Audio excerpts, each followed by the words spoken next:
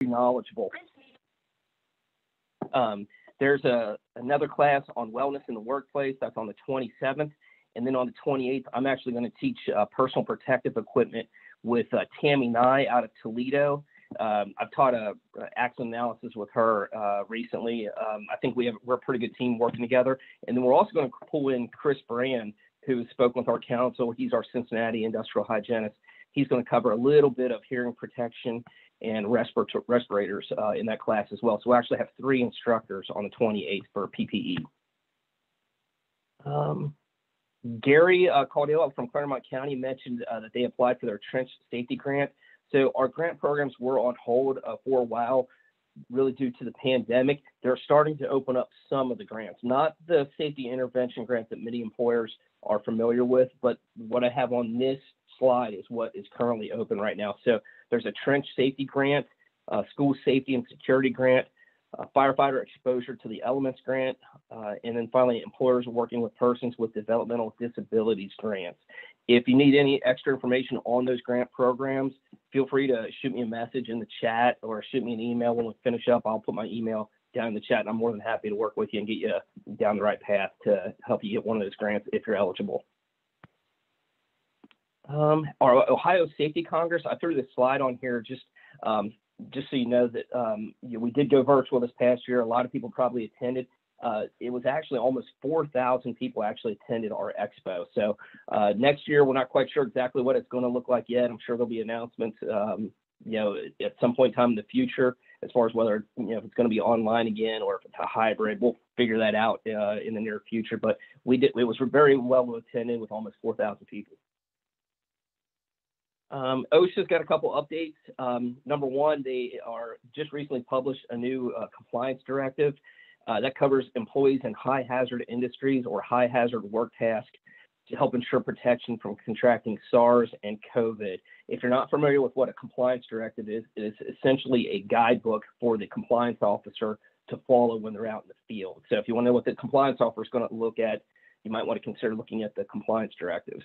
They've also got a lot of updated information that's been printed in Spanish on preventing the spread of COVID. So if you have employees in your workplace that only speak Spanish, you may want to hop on their website to try to download some of the materials. And there's also the National Safety Stand Down that OSHA puts in place, and that's going to be from May 3rd through the 7th. So a lot of employers from around the country, OSHA as well, they hold events to try to raise awareness about falls in construction and industry, but falls continues to be a second leading cause of fatalities in the country. It's only behind motor vehicles. OSHA did just release their top 10 for 2020. I think I was going to try to do this like the David Letterman countdown. So 10 was machine guarding. I'll be quick, Andrea. Machine guarding was 10. Number 9 was PPE. Number 8 was fall protection, specifically not getting training out to the employees or the proper training. Number 7, powered industrial trucks or forklifts, quite often. 6 was lockout tagout. 5, ladder citations. There's a lot of reasons they can cite you for ladders. Number 4 was scaffolding. Number 3, respiratory protection. Number 2 is always hazard communication. And number 1 is always fall protection. Okay, that was recently released. That's like hot off the press. So hopefully you see those. It's a good thing to maybe try to audit your company around this top 10. If that's what's getting cited most often, how are you in relation to those top 10? Okay, let's go ahead and move on. NIOSH, they've updated a couple items on their website. They've got public health recommendations for people who have been fully vaccinated. They've also updated their website on information for respirators for personal protection and source control. And they've updated information showing that masks are more effective than face shields.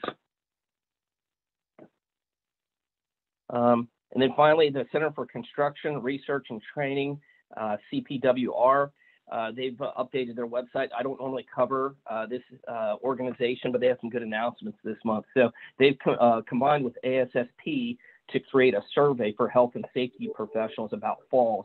So essentially what they're trying to do is find overall root causes for falls to try to tackle those. always is the number one citation, and it's the second reason people don't make it home at the end of the day. They've got a webinar that discusses the root causes of falls from heights. They've also scheduled a national struck by stand down, which is one of the leading causes of fatalities in the construction industry, and that's scheduled for April 26th.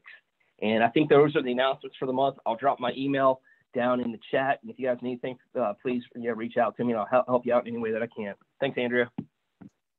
Thank you, Greg. Always interesting for me, at least, to see those top 10 on the OSHA releases. I didn't know they do that yearly, so very interesting there. Thank you, Greg. Now I would like to invite our sponsor, David Brandt, Director of Safety and Security for Spring Grove Cemetery in Archery, Spring Grove Funeral Homes, and Oak Hill Cemetery, to kick off with a few remarks about their organization. And then he will also be introducing our guest speaker today. Welcome, David. Thank you, Andrea, and thank you to the Safety Council for the opportunity for me to speak a little bit about Spring Grove. And let's see here. There we go. Sorry. This is our main entrance off of Spring Grove Avenue. We are situated in the Spring Grove Village portion of Cincinnati. For those not familiar, that village used to be known as Winton Place. Spring Grove was created in 1845 by the Cincinnati Horticultural Society, led by Robert Buchanan. At the time, Cincinnati was growing. There was a need to create a larger cemetery to accommodate that growth, and smaller churchyards in the area were also filling up. And they were looking for a rural place to establish this cemetery. And what's hard for me to believe is that what we now know as Northside and Winton Place were considered rural at one point. Spring Grove's mission: we honor, celebrate, and remember life by providing superior end-of-life services for Cincinnati families while preserving and building Spring Grove's beauty and heritage. In the 175 years that we've been in existence, we have grown to 750 acres, 450 acres of which are developed. We have 40 miles of roads, over 239,000 decedents laid to rest, and over 200 employees. We are the fourth oldest employer in the area, and it's a who's who of Cincinnati history if you drive through our property. In 1990, we were approached by the Glendale Cemetery Association to ask for our assistance in operating the day-to-day operations for Oak Hill Cemetery in Springdale. Oak Hill is a 160-acre property, 60 acres of which are developed, and the remainder of the property is currently on a long-term lease to a golf course. In 1999, we opened the Spring Grove Funeral Homes, a full-service funeral home going to any cemetery, not just to Spring Grove or Oak Hill. In the 20-plus years we've been in existence, the funeral home has grown to 6 locations around the greater Cincinnati area. This is a picture of our main location on the campus of Spring Grove Cemetery. We have Elton Good Chapel in Hyde Park. This is our Tri-County location, which is across the street from Oak Hill Cemetery. This building also houses Oak Hill's offices. We have the Thompson Hall Jordan Funeral Home location in Forest Park. Our funeral homes in Reading, Sharonville, and a Cremation Society location in Blue Ash. Spring Grove also likes to hold events throughout the year. Unfortunately, 2020 and the first part of this year has forced us to curtail our event calendar quite a bit. But under normal conditions, we would hold things like an Easter sunrise service, services around Memorial Day, a Dog's Day of Summer event, our lantern lighting event, a classic car show, several tours of the cemetery, and other events. Spring Grove is on Facebook. We also have our website, and we'd encourage you to follow us as we move through and hopefully be able to resume our event schedule when it's safe to do so. If you have any questions, you can give us a call at the number on the screen. Here is also my direct contact information. If you have any questions, feel free to let me know. And again, thanks to the council for allowing me the opportunity to share this information. And at this point, Andrea, I'll go ahead and move into introducing our speaker for today, Mr. Justin Flam. As co-chair of Taft's Employment and Labor Relations Practice, Justin handles a wide range of labor and employment matters. His experience includes non-competition and trade secrets litigations, lawsuits, administrative charges involving race, sex, age, disability, and religious discrimination, wage and hour matters under the Federal Labor Standards Act and various state laws, National Labor Relations Act claims, union elections, and labor arbitration proceedings, military leave, employee handbooks and workplace policies, electronic discovery and record-keeping issues, and other issues relating to employment relationships. Justin is passionate about helping others navigate the daily challenges of compliance and mitigation of the risks that employment law creates for all organizations.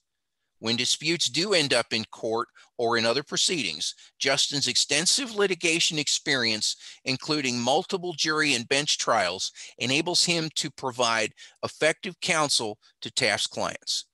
Justin?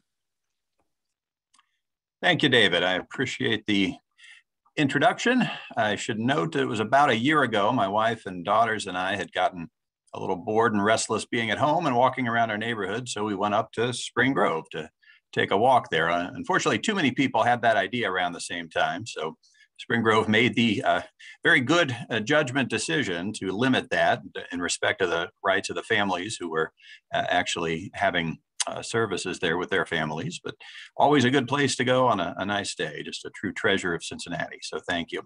And appreciate all the attendance today here as well. I understand this is a larger group than usual, so I appreciate everyone showing up. I heard from a couple of my clients that I work with that they were going to be in attendance today, so I appreciate them being here also. It's been an interesting 13 months, certainly during the 21 or so years I've been practicing employment law. This was a period like no other, and it's been a whole arc of different topics and things that we've had to cover here during the COVID era. First, a year, 13 months ago, it was about sending employees home and possibly laying off employees or even shuttering facilities in their entirety. And so from that very unhappy period back then, we've moved through a number of different phases gradually into bringing people back to work. And now the topic that everyone is calling about, we've certainly been abuzz with questions around the issue of, now that the vaccinations are available, what do we do about that? Do we mandate them? Do we encourage them? Do we not take a position on it? So with all of those issues, that's really going to be our main focus today. We have some other related topics that are included in the materials I have here, some of which we may or may not have time to go into, depending on how many questions we get and how things go in the time we have. But I do welcome the questions that you can send in via chat, and Andrea can interject to present those as well. I don't like to get too hung up on the statistics. We're bombarded with statistics on COVID matters every day. I did want to include a couple of slides just to provide an updated snapshot of really exactly where we are. As of last week, we had about 880,000 confirmed cases just in Ohio, and about 18,000, approaching 19,000 deaths. That's a significant increase from where we were in December of 2020, where the number was just about 8,700 in terms of the deaths. We also have about 52 of Ohio's 88 counties at level 3 status, which means very high exposure or spread. That includes Hamilton County, Butler County, Warren County on that. So things seem as though they are settling down a little bit in some ways. The vaccination certainly has a lot of people feeling more optimistic and feeling a little more free to go out into the community and do things. We're hearing more employers who are accelerating plans to get employees back into the workforce. But those numbers show that we're not there yet. You know, we are still trending in certain directions that are not particularly favorable.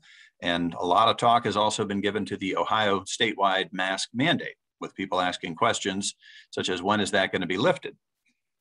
The number for new cases in terms of when Governor DeWine has said he's going to lift the mask mandate was 50 new cases per 100,000 people over a 2-week rolling average.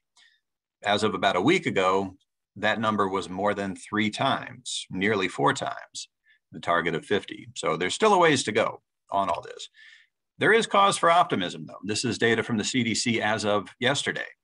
About 22% of the US population has been fully vaccinated, and about 36% of the population has started the process, meaning that the 1-2 punch of the 2 of the 3 shots, the vaccines that are out there, have been administered to that many people. So that 22% number within the next 2 or 3 weeks should be quite a bit higher.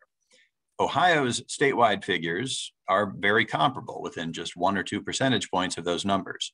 So people are getting vaccinated. The vaccinations are going to help address the other issues that we've talked about. There's no question around that. We may have a bit of a setback. I'm sure you've heard the news about the J&J vaccine, the 1-shot vaccine, being put on pause due to some side effects that had not been identified, and some significant side effects at that. So we may see a bit of a slowdown. It seems like locally, most of the response to that has simply been to shift to the other 2, to the Pfizer vaccine and the other available one there. And it seems like supply chain availability has been sufficient to let that happen. But just keep in mind, with this snapshot in terms of the stats on where we are with the virus itself and where we are with the vaccines, we still have a ways to go, and we're not really out of the woods yet. So vaccines are widely available. You know, anyone of age in Ohio is eligible, and in most other states would now be eligible for vaccines. I got my 2nd shot on Monday of this week, and it was a very different experience than the 1st shot. In that we were in a much smaller room at the convention center. There were no lines this time as there were previously, and there apparently were walk-in availability slots as well. So the vaccine is out there for those who want to get it. And then the question for employers, for your organization, becomes, should we implement a mandatory COVID vaccination policy? What do you do about that?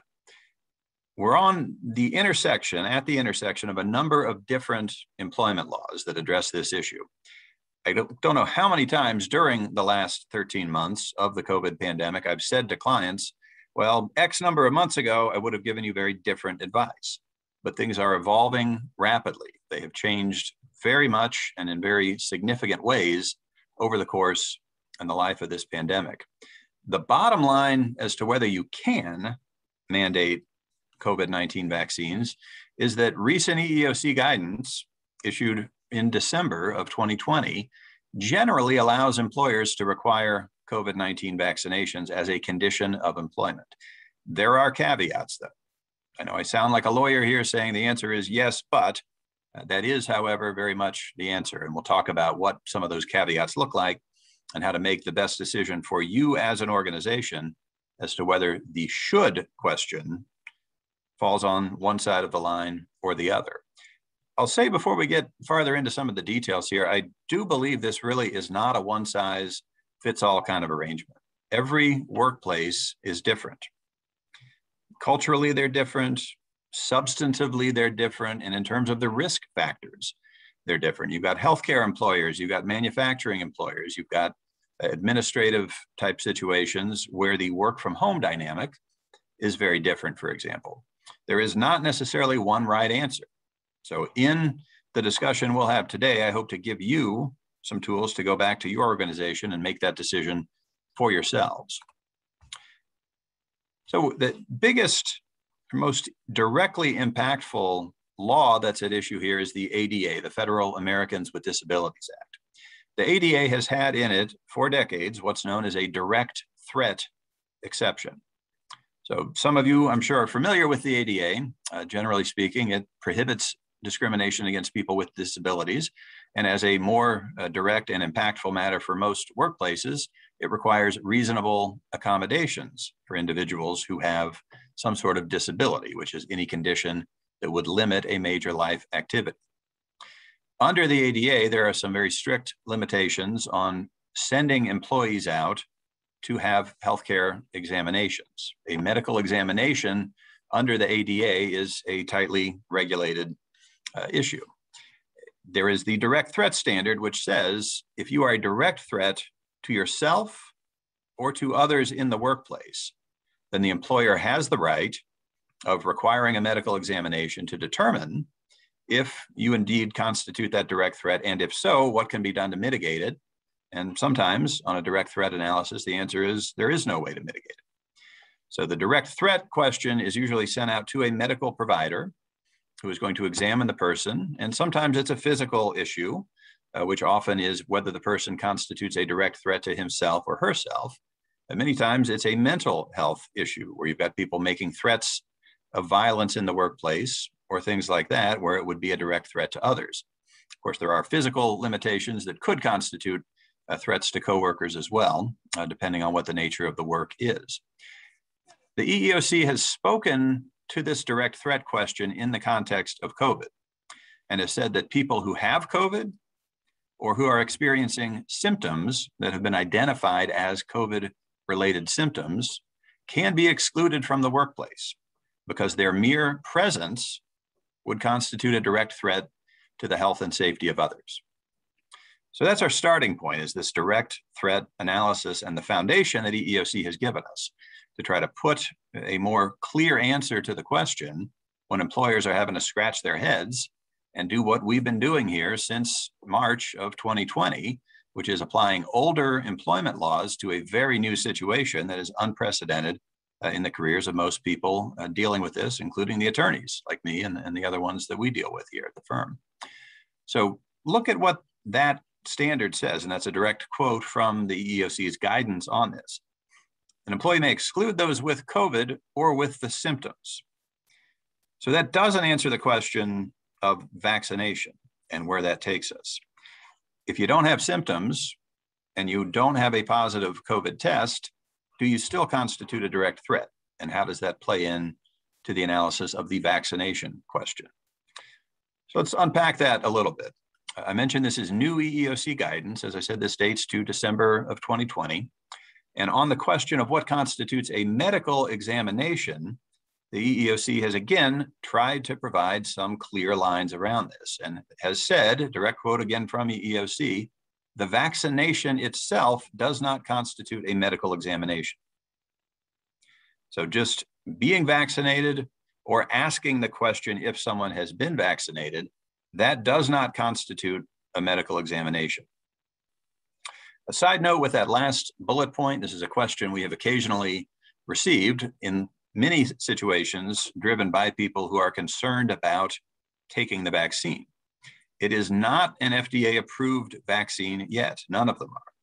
They are authorized under emergency use authorizations. So the FDA has cleared them for use, of course, which is why you're seeing them all over the place and why you're seeing different government entities and public figures endorsing the vaccine and encouraging it.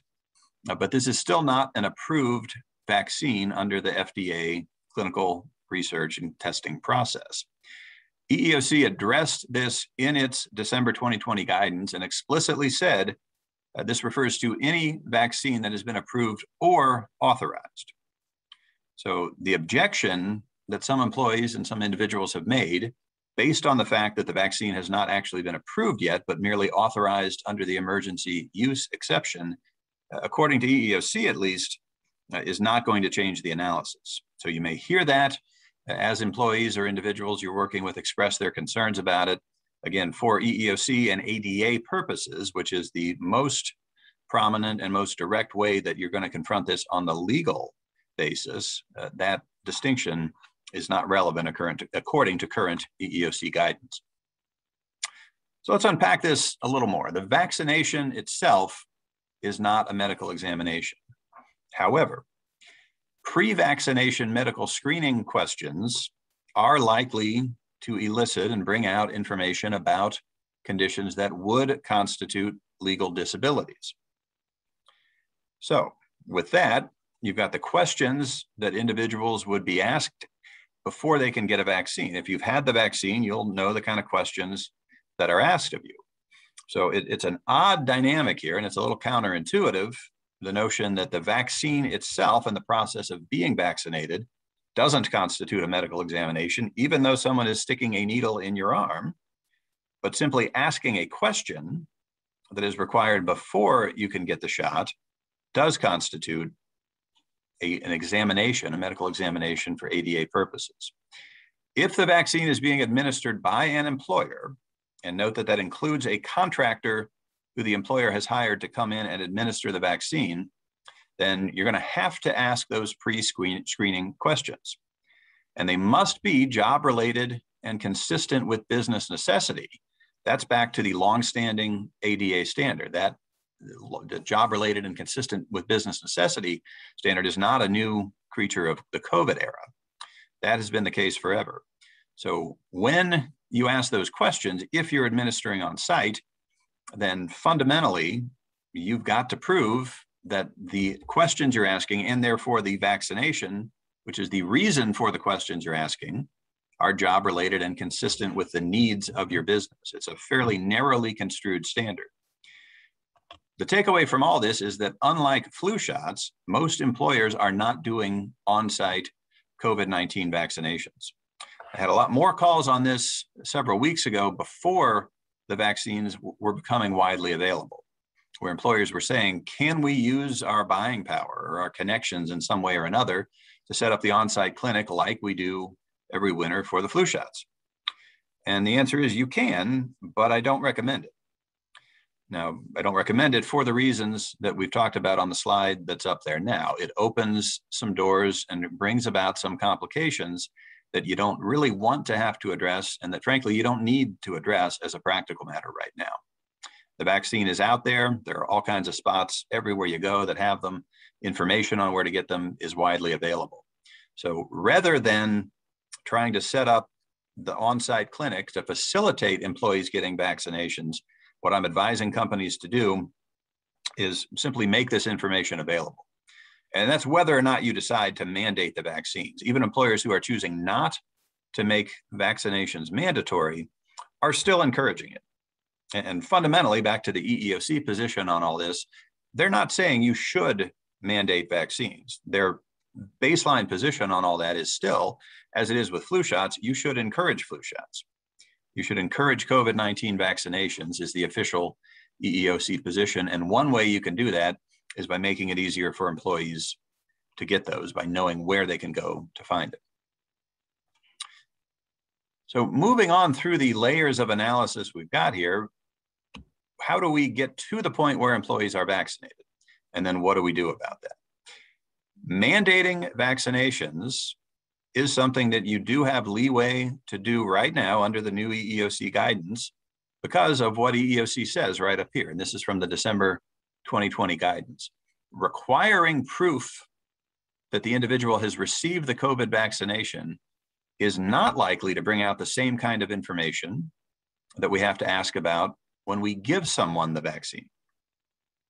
So going to someone and saying, to work here, to come into the facility, to return to on-site employment, we need a vaccination card. We need proof of vaccination. That does not get into the same layers of private medical information that under the ADA would likely constitute a medical examination. And that is the official EEOC position on this that came out just about 4 months ago, right before Christmas. Avoid the follow-up questions though.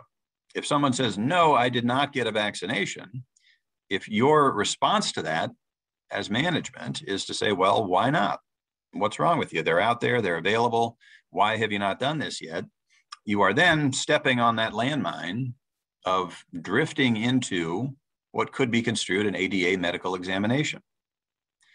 And whether that examination that you are effectively conducting by peeling back the layers and asking why people did not get vaccinated is where you could have some substantial exposure. And it's going to also tie back into what your organization-wide policy has been. Are you requiring it of everybody? If not, then you're in a much tougher position to defend, asking about the one or two individuals who may say, I'm not vaccinated yet, because then you're treating them differently than you are the others, and you may not have a organization-wide mandate that people have the vaccination to come back to work or to be at the facility, whatever it may be. So here's where the lines are drawn on this one. It is acceptable, according to the EEOC, to ask whether individuals are vaccinated. Make that a yes or no question and leave it there. If they say no, then you're going to have to apply that based on whatever policies you choose to implement, as we'll be talking about here in just a few minutes. Some of you may be familiar with what's known as GINA, the Genetic Information Non-Discrimination Act. It's been on the books for a number of years. It's not necessarily a well-known statute yet. Just an aside here for those of you who may be familiar with GINA, though, the notion here is that you're not allowed to make employment decisions under federal law based on someone's genetic history. So if someone has a predisposition to some sort of condition, whether it's cancer or diabetes or whatever else it may be, some employers were asking those kinds of questions because, but for one example, it could impact healthcare premiums and healthcare experience and the expense that comes with it. So what Congress decided a number of years ago is we're not going to allow employers to make decisions on that basis. The question has also come up whether inquiring about a vaccination status is a genetic information inquiry under this federal statute. EEOC, in the new December 2020 guidance, has said it is not.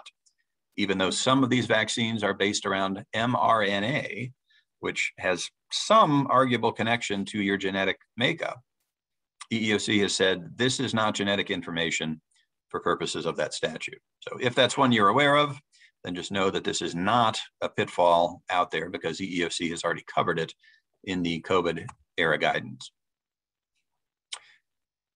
As I said, you've got the choice. There is no mandate that you require vaccines for everybody coming in. If you choose to make that mandatory within your organization, you are likely to have some subset of employees who don't want to do it. They refuse to be vaccinated either because they're not comfortable with it. They don't like the fact that relative to the normal drug approval process, this one was very much accelerated. And some people believe it was rushed through. Other people simply don't want to get vaccinated on religious grounds or personal belief grounds. What if an employee refuses to be vaccinated? What do you do about that? And this may color the decision that you make at your organization as to whether you're going to make this mandatory or not. You then have to analyze whether the unvaccinated individual constitutes a direct threat to others in the workplace. And that can include the individual himself or herself. It can also include the coworkers who have to interact with that person. So taken back to the COVID context that we're talking about here, a direct threat analysis on this vaccination issue has to turn on whether the unvaccinated individual is going to expose others to the virus at the work site. And this is, again, right out of the EEOC guidance on this. That opens the door to what I believe is the biggest open question that we don't yet have a clear answer to, and that is, what does vaccination do relative to the transmittal rate of COVID? The current CDC guidance that's relevant to this level of the direct threat analysis acknowledges that it's still an open question and very much an unsettled issue. This is language right from the CDC. COVID vaccines are effective at keeping you from getting sick, says the CDC, but we're still learning what these vaccines do to prevent you from spreading it to others. And if you look at the bottom paragraph there, they are tipping their hand a little bit on this, the CDC is, and trying to suggest that there is some early data to show that vaccines do help people stop the spread of COVID, that someone could potentially have it. So they've been vaccinated, they've encountered the COVID virus somewhere in the environment, and they may be COVID positive. but some of the early information we're seeing may suggest that even though the person is COVID positive, it may be less likely that the person transmits it to someone else. So even the CDC on the front lines of all this is throwing hands up a little bit and saying, we just don't really know yet. That makes it a much more challenging situation for the employer. We don't yet have that clear data showing that the unvaccinated employee is more likely to bring COVID into the workplace. Based on what we have right now, and based on the emphasis that the government, the federal government, and most states' governments have placed on getting people back to work, I am generally comfortable advising clients that you can tell the person refusing to be vaccinated that you're not going to let them back into the workplace because of a direct threat that they may present to others. There could be people in the workplace who are also unable to be vaccinated for whatever reason. And it may be that in that situation, you might have an obligation as an accommodation of disability or religion, and we'll talk about both of those in a minute, to allow that person to resume some sort of work, even though the person is not going to be vaccinated. So then having others in the workplace who are more likely to spread COVID could constitute a direct threat. Now, all of this is in the context of an employer who has decided that they are going to implement a mandatory policy. If you don't have a mandatory policy, then this direct threat analysis and the way to handle individuals who are refusing to be vaccinated is very different. The question is then going to be, you as an employer have not decided to make this mandatory across the board. So why is it that we're selecting certain people to be treated differently based on whether or not they are vaccinated when nobody is actually required in your organization to have the vaccine to be in the workplace or to come back to work? There are yet more aspects to this ADA accommodation issue. This is not simple stuff. I'm not going to pretend it is. These situations are all unique. As I said, there is no one-size-fits-all answer in my mind for the question of whether your organization or any employer organization should mandate vaccines.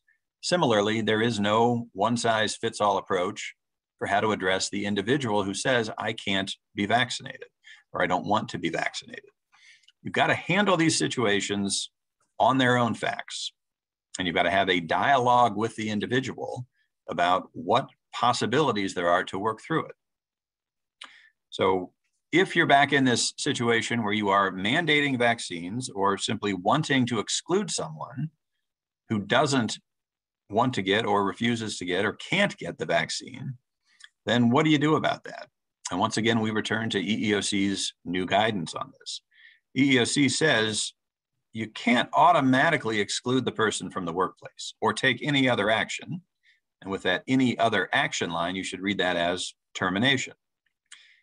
You can't do those things unless there is no other way to provide a reasonable accommodation that would eliminate or at least reduce the risk so that we don't have a direct threat.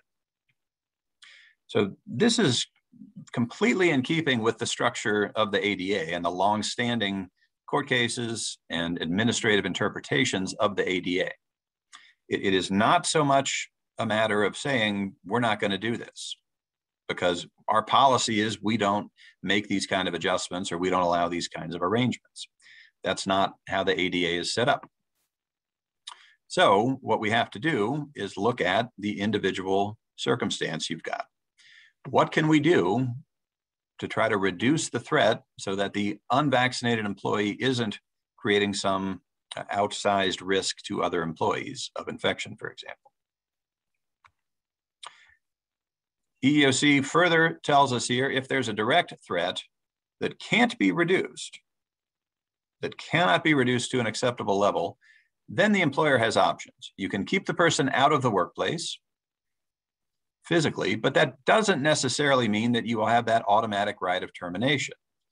And this is right in line with the last slide and my point that the EEOC process is very consistent as to how these things are handled. It is almost unheard of for EEOC to say, in this situation, you can just fire somebody.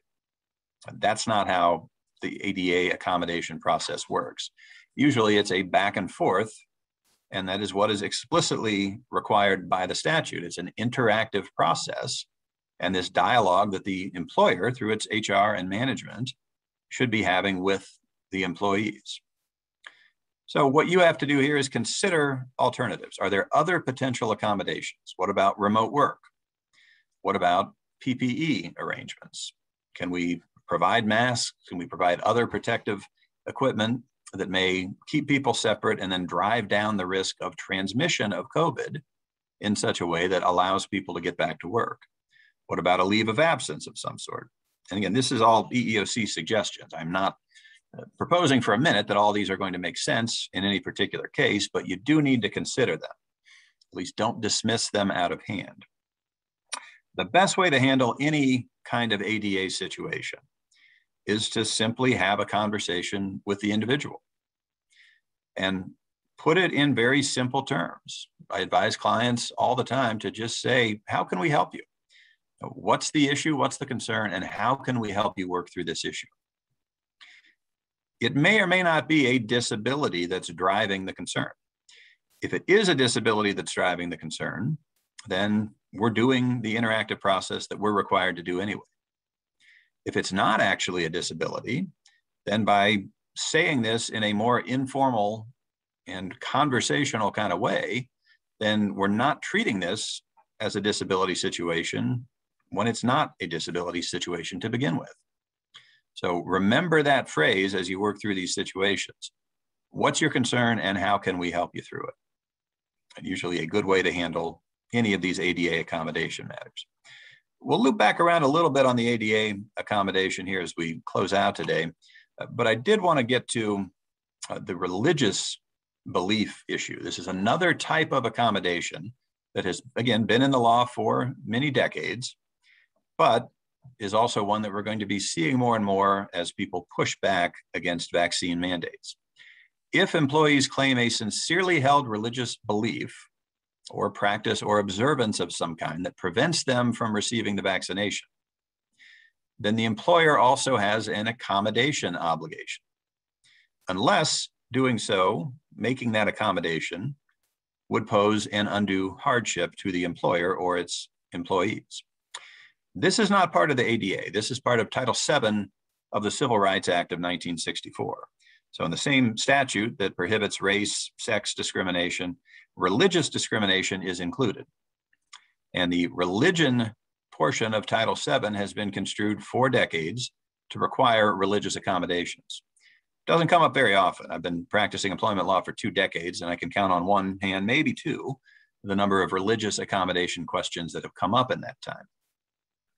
Sometimes employees aren't aware they have the right to request the religious accommodation. Sometimes, candidly, employers are not aware that they have any sort of accommodation obligation, and they may deny the request out of hand. But it is in the statute, it has been there for a very long time, and it does provide for some limited required accommodation of religious observance by employees. Undue hardship is the standard. You hear that undue hardship term also in the context of the ADA. Here it's a very different standard. So there's good news and bad news. The bad news for employers as you're trying to contend with these issues and navigate all these complications is that EEOC says employers should assume that a request for religious accommodation is based on a sincerely held religious belief. I say that's the bad news because what that means as a practical matter is if you think that your employee simply doesn't want to get vaccinated and is trying to come up with some excuse for that, that will have some sort of legal basis that they can then hang their hat on, you have a very, very narrow path as an employer for trying to unwind that. And this here again is consistent with decades of case law on this issue. If you read the cases on religious accommodation, they almost invariably say, maybe the first time this employer heard about this religious belief or the religious practice that comes with it, but we're going to assume that it's legitimate. And we're going to assume that this is something that the employer is going to need to consider. So what that means is you don't win a religious accommodation case by saying, I've never heard about this before. I've never heard that this is your religious belief, so we're not going to go along with this. That's not how these cases go. You should assume, regardless of how much you're rolling your eyes or how new the issue may be, that they're going to have a legally justifiable basis to claim that religious belief as the basis for whatever they're requesting. So we started with the bad news. Here's the good news, that second bullet point there. Unlike the ADA, which has a more demanding standard for employers, anything more than a de minimis cost or burden on the employer is going to constitute an undue hardship for purposes of this Title VII religious exemption. De minimis, a Latin term that just means something very small. You don't have to show a lot of cost. You don't have to show a lot of impact on your business. If it is tied to a religious request for accommodation, you have to show something that is a burden, articulate some sort of recognizable burden, and that can be the safety concern that you have. It is a much more employer-friendly standard in this context than it would be under the ADA, where you'd have to say, we think that you constitute a direct threat if you're coming to work without being vaccinated. So some background here so you understand how the lines are drawn on these two different, very related, but very different kinds of accommodation requests that are out there. And if there is no reasonable accommodation for the employee's religious belief, then the employer can lawfully exclude that person from the workplace. Here again, EEOC is not saying you've got an automatic right to fire people. They're saying you can exclude them from the workplace, at which point you're going to need to consider other options. What about remote work? What about modified schedules? All those things are going to be back in the conversation. But just a word about the remote work arrangements. A lot of employers have resisted these arrangements for many years. I've had a lot of calls. I've tried cases on remote work arrangements. They are popular with employees, not necessarily so popular with employers for a number of reasons. It may be harder to have engagement. It may be harder to tell what people are doing, how well they're doing it. If people need guidance, it can certainly be a lot harder to provide that when someone's working from a home office or their basement or the beach somewhere, perhaps, which certainly has occurred. Plenty of examples we've seen since the onset of COVID, at least. It is going to be a little more challenging for the employer to say, we can't give you a remote work accommodation when you did that for X number of months during 2020 or 2021. This time last year, a lot of people were at home, had been so for a month. And in many cases, employers and businesses kept on doing what they do, kept on making money in many cases. If that's your situation, then just know it's going to be a little more challenging to articulate why it is we cannot allow some sort of remote work arrangement when people are saying, why can't you do this now? Because you let me do it before and everything was fine. It may be that it wasn't quite fine. It may be that we put up in April of 2020 with some of the downsides because there really were no other options. Many workplaces were required to be closed and locked up based on government mandates. Just keep all those things in mind as you walk through all of these complicated questions. One more layer of complication I'll touch on relatively briefly is labor law. If you are a unionized workplace, then mandatory COVID vaccines will probably be a mandatory subject of bargaining with your union. Start by taking a look at your collective bargaining agreement. And in particular, look at the management rights provision in your labor contract. Most labor contracts say in what's known as a management rights clause, which is usually toward the front of the labor contract, that management retains all of its rights unless they're modified by everything else that's in this agreement. Meaning, if we didn't specifically give up some right to the union, such as we agree that we're going to start people at X dollars an hour, then we still have the right to make our decision unilaterally on that issue. If you believe your management rights clause gives you a very clear right to impose a mandatory vaccination policy, I would read it again and I would read through the rest of it because there are a lot of pitfalls here. There are a lot of other things that a union could look at to say, well, I know the management rights clause says that. However, our past practice has been very different, or there's some other provision in the contract that we think prevents you from just unilaterally imposing that requirement on people. And consider communicating with your union representatives on this. Even if you're confident in your management rights provision, then be careful with it and handle it in a political kind of way with the union. You want to be careful not to treat it as a subject of bargaining, because you can certainly waive your right to act unilaterally. But in many ways, you may want to have the union in the communications on this, because ideally you would have their buy-in on this, where they would be encouraging individuals in the union to come out and say, we're going to go along with this. We understand why management is doing it, and we're okay with that. Now, this is a big pitfall, and again, nothing new under the law. This has also been the law for many decades. Labor law still applies to non-union employees. The National Labor Relations Act, a very broad-reaching federal law that's been on the books for nearly a century now, has very clear statutory rights that it grants to individual employees, even if they are not in a union. They've got what are known as Section 7 rights, which means the right to protected and concerted activity. So anytime you have one employee or more than one employee if it's speaking to a matter that would affect more than one, but anytime you've got two or more employees who are banding together to talk about something, or more likely to complain about something that affects their terms and conditions of employment, then in most cases that is going to be protected under the law, and it is activity for which you cannot discipline or terminate someone. So when an employee is putting up signs on the bulletin board or talking to coworkers about how unhappy everyone is about the mandatory vaccination policy that they hear is coming or that has been implemented, keep in mind, union or not, those individuals are exercising their federally protected statutory rights to complain about or speak out about their terms and conditions of employment. What we've seen with the new presidential administration is a return to a lot of outreach by the National Labor Relations Board, which is the federal agency that enforces the NLRA, outreach to non-union workplaces. And you're going to see a lot more of that as we get through the 4-year term that President Biden just started. There will be a lot of attention paid to labor law as applied in the non-union setting.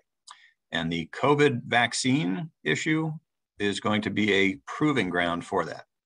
It is going to generate activity. It is going to generate board charges.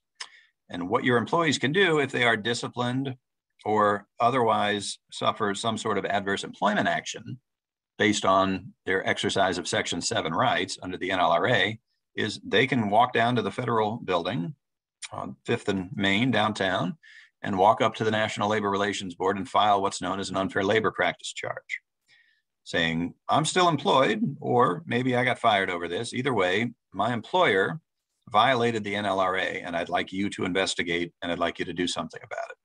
And the Labor Board, similar to what EEOC does with its investigations, will look into the issue. They'll send you a letter looking for a position statement. What's your explanation on what happened here? Is there any documentation to support it?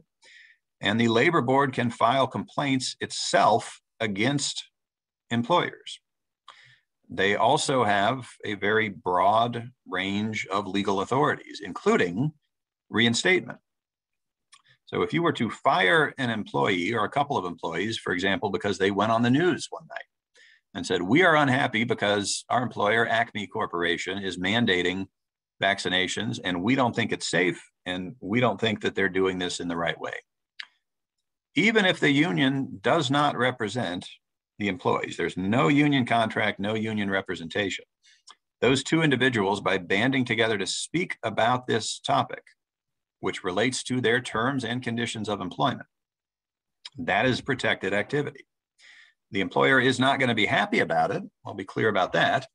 It is not the kind of publicity that employers want generally, and the reaction by management is often to come down with a heavy hand on individuals who do such things. Those individuals are that much more likely to walk down and file an unfair labor practice charge. If they got fired for whatever they did, they may be reinstated. You may be ordered by the federal government through a labor board hearing before an administrative law judge. You don't even get a right to a jury. in that setting to put those individuals back to work. So as these vaccination issues go forward, proceed with caution. If you have a union, you need to look at your union contract and manage that relationship. And if you don't have a union, you also need to be very careful about this. As I say, this is not a new law. There is nothing new about this. My entire 21-year career, we've been talking to non-union clients about the importance of knowing where the NLRA guardrails are. Usually it has come up in the past in the context of confidentiality policies, where employers say, here's how much we're going to pay you this year, and you may not tell anybody else how much you're making. If that's a non-supervisory employee, that policy is against the law. That's how it's usually come up. Right now, we're going to see it come up a lot more, I guarantee you, in the vaccination context. A few other considerations to think about here as you make the decision whether to have a mandatory policy or not. Expect to receive objections. This is a controversial issue. Anybody who's out there talking to anybody, and it includes myself, I've heard a lot of different views. A lot of people are singing the praises of the government and the drug companies and everything else that has resulted in vaccines being available, and other people are simply beside themselves over this notion and over the notion of what's being called vaccine passports. You're hearing a lot about that right now. You will continue to hear a lot about that. Some of this may be government driven, and some of it may be more of a private factor, where if you want to fly or get on a cruise ship, you're going to be mandated to have a vaccination. These are controversial issues, and a lot of people don't like them. Be ready for it. Don't expect that you're going to go in and have a smooth ride on this. If that's what happens, then more power to you. It's a pleasant surprise. But be ready for those objections. And to that end, my second bullet point on this slide, have a communication policy in place. Address this up front. Talk to your employees or your guests, if it's a related policy that is going to affect people coming into your workforce. Communicate with them and tell them why it is you've made this decision. I've seen a lot of restaurants take this approach, especially in states that have lifted the mask mandates in the past few weeks, where the restaurant owners and managers feel very strongly about the need, for example, to have masks in place. And in some cases, they've been able to prevail upon customers who would otherwise roll their eyes and say, no, there's no legal requirement for this, so you can't require me to wear a mask in your establishment. And the answer, of course, is you can require that in your establishment if you so choose. But where the real pivot point is between the situations that go smoothly and the situations that go very badly and end up on the news is usually around communication and trying to convey to people why we have this policy and why it's so important. Consider potential optics issues, particularly if you're a consumer-facing business. Now, there are plenty of groups out there willing to organize boycott-type approaches on either side of this. Either because a mask mandate has been imposed by a business, but has not actually been legally imposed. All of those things are out there, and you need to be ready for that. Now, looking at one question that just came in, appreciate that. The question is, if we're holding a voluntary vaccine clinic at our workplace, should we offer it to temporary workers? One issue being they're not around potentially for shot number 2. Generally speaking, I'll go back to what I said earlier, and that is I don't recommend the vaccine clinics in the workplace. If you do offer it to temps who may not be around 3 weeks later, I would just make sure that with your provider, whatever vendor you're bringing in to do this, that you make some arrangement so your employee who's no longer there knows where to go for shot number 2 and knows what was administered in the first round so that they can keep in sync with whichever of the two-shot vaccines are out there. I hope that addresses the question. I'm happy to take more as they come in the time we have left here. Finally, on the, go ahead. I did have a couple come in if you want me to throw them at you real quick. Yeah, please do. One of them was, can you provide an incentive to employees who have received the vaccine, i.e. small monetary, gift cards, day off, things like that?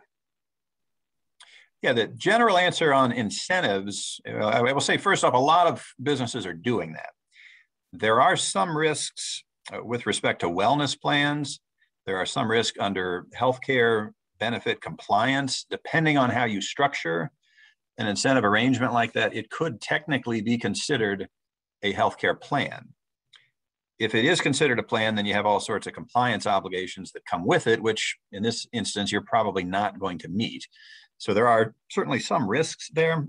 What I'm seeing, though, is a lot of employers are willing to take those risks on just toward the goal of trying to get more people vaccinated. And if it's a small amount, then it's less likely that the person refusing to get the vaccine is going to be likely to make an issue of it. You know, if it's a $25 gift card to Amazon or whatever, a restaurant or whatever it may be, then that's less likely a hill that somebody refusing the vaccine is going to be inclined to die on and make an issue of it. And then could you address how to handle employees who don't want to get vaccinated because of a race-based history of poor treatment in the healthcare system? That's a great question on the race issue, where we do have certainly some history there with racial issues affecting these types of healthcare and preventative care aspects. There is not the accommodation obligation as such. So we're not in the ADA accommodation or the religious accommodation discussion, which makes it a little easier. However, it is still possible that someone could try to turn that into a racial discrimination claim. In that situation, I would just try to talk it through with the individual.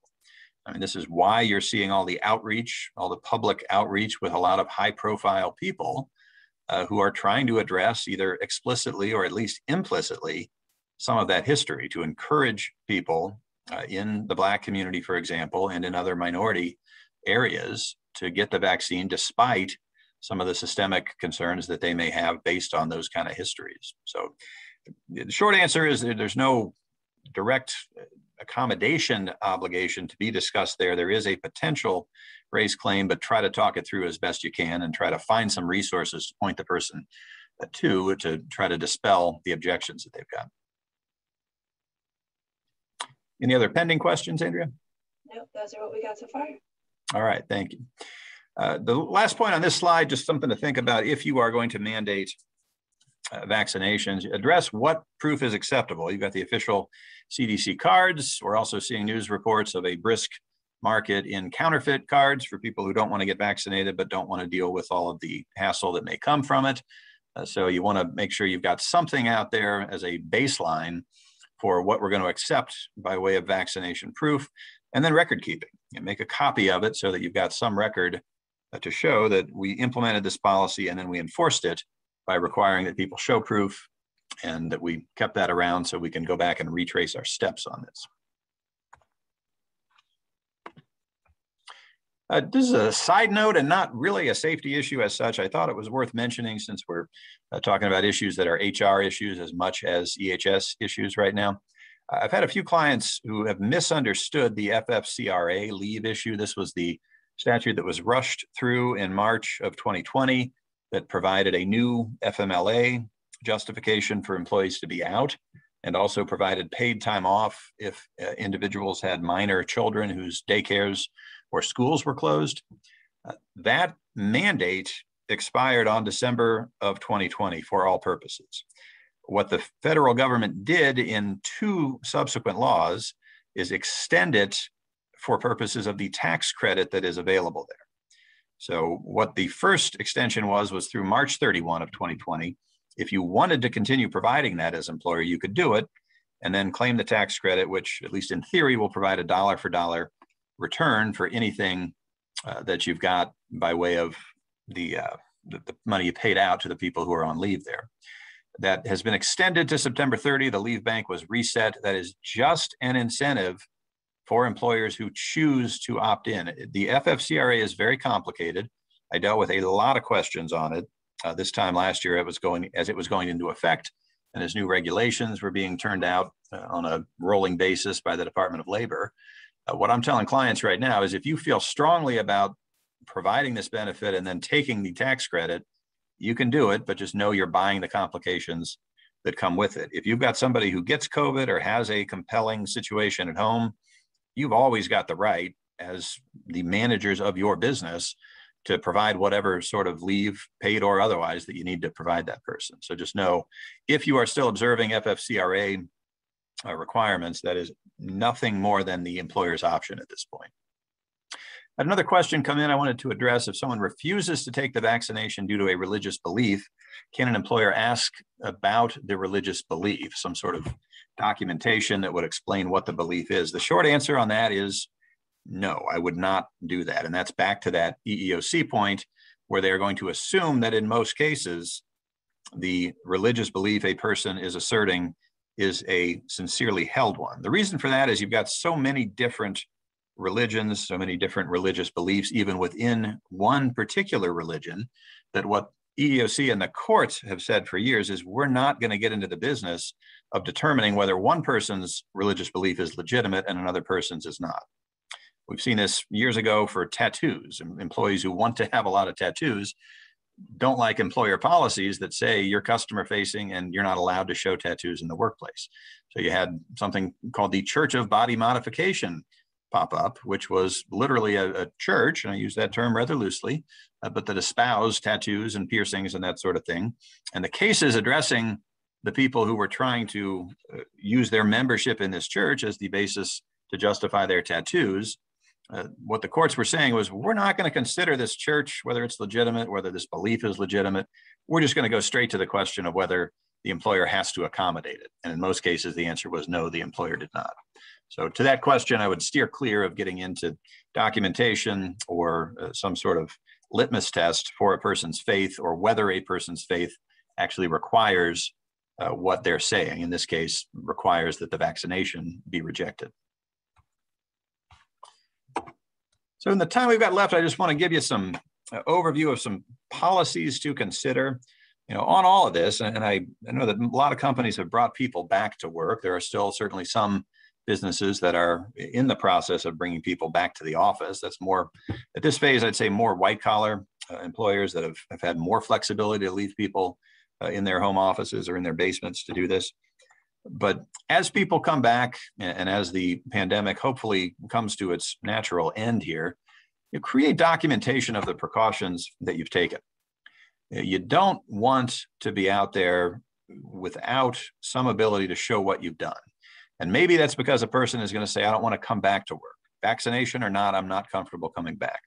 Or maybe it's somebody saying, I got COVID and I think I got it here at the workplace, and I'm going to try to hold you responsible for that. So get your policies in place, get your publications, postings, things at the door, your reconfigured workspaces, the hand sanitizer stations that you have in the elevator lobbies, all those kinds of things.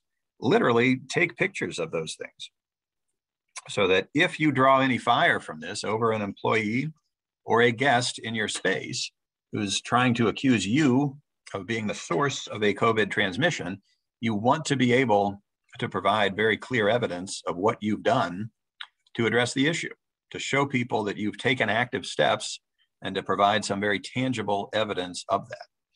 So at some point this summer, we started to get more of the calls. As I say, we've had this whole evolution viewed through the lens of employment law of the COVID pandemic. And it was about June and July when we started getting the calls about it's time to bring people back, but they don't want to come back. And you still had the unemployment compensation incentive back then that was still in place, which provided a very meaningful financial incentive for an employee to want to stay at home and collecting unemployment, which in some cases was equal or even perhaps greater to what they would have made working. So just keep an eye on the fact that your conduct, your mitigation measures are likely to come under scrutiny at some point, whether that's with a government agency or whether it's simply with an employee who doesn't like something you've done about it. So be ready to show your work on all of that, and be ready to present your case for how it is you've handled these issues. Just a sample publication here on one possible thing you can do to say, here's what we've done. We're handing this out, we're emailing this out to people. As you had questions about what we're doing, we want to give you an update. We've been doing these things for X number of months, and we will continue to do them. And as we've seen and heard feedback from people and seen how things played out, we've added new constraints and new precautionary measures in place. And we want to make sure everyone's aware of that. Policies for employees requiring that they self-monitor their health, all those things. requiring that they wear the masks and that they wash their hands and do all the things that we've been talking about for really over a year now, with the exception of the mask issue, which came up a little bit later. Have a mask policy. You know, the mask mandates are still in place in a majority of states, including Ohio and Kentucky. Make sure you specify in your policy that this has to be worn in accordance with CDC guidance. And most of us know what that general guidance is. And most of us who've been anywhere out in public in the last 8 or 10 months know that a lot of people are not wearing their masks in accordance with those requirements. So make sure you've got something specifying that as a matter of policy, especially now when we are still under that mask mandate and where we are seeing people more and more say, well, I'm vaccinated, so I don't need to worry about this. And I don't think your policy should be in place anymore because I'm vaccinated, and I think everybody else here is as well. If you choose to mandate vaccinations, you may get even more blowback, for people saying, I didn't want to get the shot, but I did. And now you're still making me come in here and wear a mask. And the answer right now, as a matter of state law, is yes, we are, because that's what the law requires. If we fail to do that, we are potentially facing some legal risk, and we're not going to take that on. So address this issue up front. Tell people if they believe they can't wear a mask, they need to contact and work with HR regarding potential alternatives. You know, just know that this is not a legal issue so much as just the long-standing, long-recognized health considerations about masks. They're not perfect, but the enclosed spaces and the settings in which people are interacting still make a big difference on all this. Make sure you do impose these self-monitoring requirements. We're seeing some employers that are incentivizing people to get the vaccine. We're seeing other employers that are using the carrot and stick approach, where they're saying, if you don't get vaccinated, then you may not get an extra X number of hours of PTO time, paid time off. In those situations, the concern I've got is that employees may say, well, I don't feel great, but I'm going to go ahead and come in because I don't have the PTO time. In which case you then have a greater risk of transmission. Similar issues, and in the interest of time, I'm moving through these quickly. And again, these nothing you probably haven't seen before, but just by way of potential policies to have out there and have on the books if you get challenged on these. Just know on this one that your employees' actions can create risks to you as an organization. COVID-19 fatigue is very real. You know, the question that David that we had talked about earlier with the upcoming program in May, is fatigue affecting your safety program? The answer to that is absolutely it is when you're talking about COVID-19. No question. This has been going on a long time and people are tired of it. Employees may have already gotten it and may have had a relatively easy experience with COVID, so they're not as worried about it, or they just think they're never going to get it. If they haven't gotten it to date, why would they expect to get it now or in the future? They may not know what your employment policies are, or they may know that you have some policy, but it doesn't really matter because you don't enforce the policies anyway. And then that vaccination point where we come full circle on this, where people may say, I don't need to follow your policies because the vaccination just wipes all this stuff off the table and makes it irrelevant. So keep in mind that you need to monitor and enforce your policies. My mantra in general to management is, don't have a policy that you're not going to enforce because it's going to be used against you. If you're going to have it on the books, but ignore it, then in many ways, it is often better not to have a policy at all. So look at the policies that you may have put into place in early COVID a year ago, or in June or July when you started bringing people back into the workplace.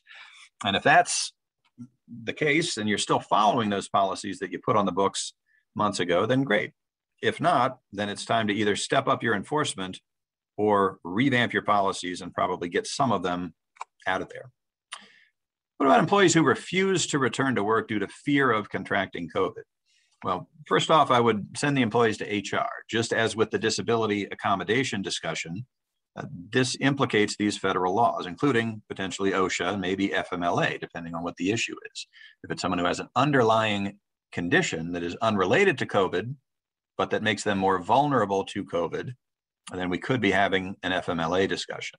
So get those issues to HR so that HR can work through them. They are accustomed to doing that, and management may not be. I've had a lot of these fearful employee situations that we've worked through usually successfully. And again, my advice to everybody here to make sure you are taking pictures and documenting what you're doing by way of mitigation. That's where this is also likely to become a lot more important to what you're doing. Let's skip the hypothetical just in the interest of time. Again, FMLA considerations to keep in mind on this. And I said I wanted to loop back around on ADA. I'll do that briefly in the last minutes we've got. That is such an important issue. It is one that many employers have had to deal with on a regular basis, but many of you haven't. Now, the threshold for ADA coverage is just 15 employees under federal law, and there are state law corollaries that usually have lower employee thresholds. So most employers are going to be subject to the ADA. Many times COVID is going to bring out related issues like an employee who has asthma, for example, and that's when you're in the heart of this ADA accommodation. The overall focus is on what I've underlined there, the interactive process, that dialogue that I mentioned you need to have with your employees as you go through this. This graphic up here, getting to yes, is something that I would qualify as, or maybe it's getting to no. Getting to yes was the title of a relatively famous business book several years ago. In the ADA world, it's not necessarily about the answer you get to. It's not so much that you said, no, we're not going to provide you with this accommodation. Usually it's about how you got to that no. If you talked to the employee, if you said, what else can we do? What else should we be considering? Then in many ways, you're going to be better off than simply saying when the employee walks in, there's no chance we're going to give you that accommodation. So keep in mind, it's this process.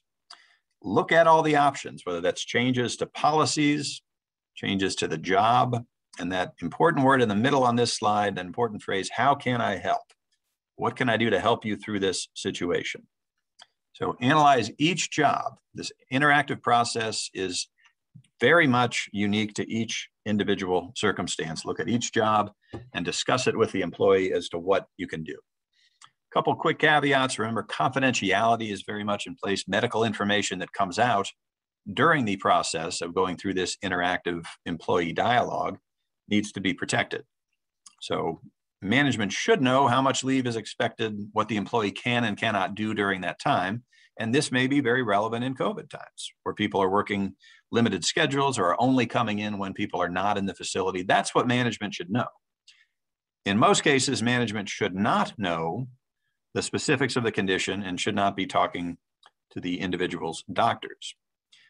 So all of these issues, confidential information that comes from the health assessments, that comes from the contact tracing, or as often as not, comes from the gossip that you hear about things, you need to be very cautious in how you handle that. Final slide here, just avoid assumptions about the impairment. Avoid your natural instinct, which may be to think that the person is trying to work the system or get something that they're not entitled to. Whenever you've got physical or mental health at issue, beware of the FMLA ADA issues and treat the information as confidential to be shared on a need-to-know basis. My contact information is up there. If you need to reach me, you can either call me or email. I'm happy to take questions that way. I appreciate everyone's attendance, and I'm going to turn it back over to Andrea now. Can't hear you. Yep. I'm usually really on it. Today's not the day for that. Happens to all of us. So much. I feel like this is a topic you could just keep talking about and answering questions and just going on and on about. Like, there are so many things that could come up. In the chat, we've gotten some really awesome feedback. So thank you so much for this presentation. It's good information. I'm sure people may be reaching out to you with more questions. I also want to go ahead back and thank our sponsor, Spring Grove Cemetery, a fantastic member to have on our Safety Council. And also thank you so much for your sponsorship of this meeting. So next month's meeting will be May 12th. We will be hosting Patrick Nelson. He's going to be here to talk about safety culture. We'll also have him talk about different things. Maybe our safety culture isn't what it was last year. How do we get that back on track? And how do we maybe rebuild some of those building blocks there? This topic is going to be very relevant to a wide variety of people. So don't forget, not just open to you, but also anyone in your organization that may be joining us. Thank you to all the team at the Chamber that helped make this possible. And again, we want to thank Andrew Thayer, who's on our Safety Council Steering Committee, for introducing us to Justin at Taft. So thank you again. And I hope you guys have a fantastic job. Check out the website. If you had to leave early, we will post this presentation on our website. Thank you again, and I'll see you next month.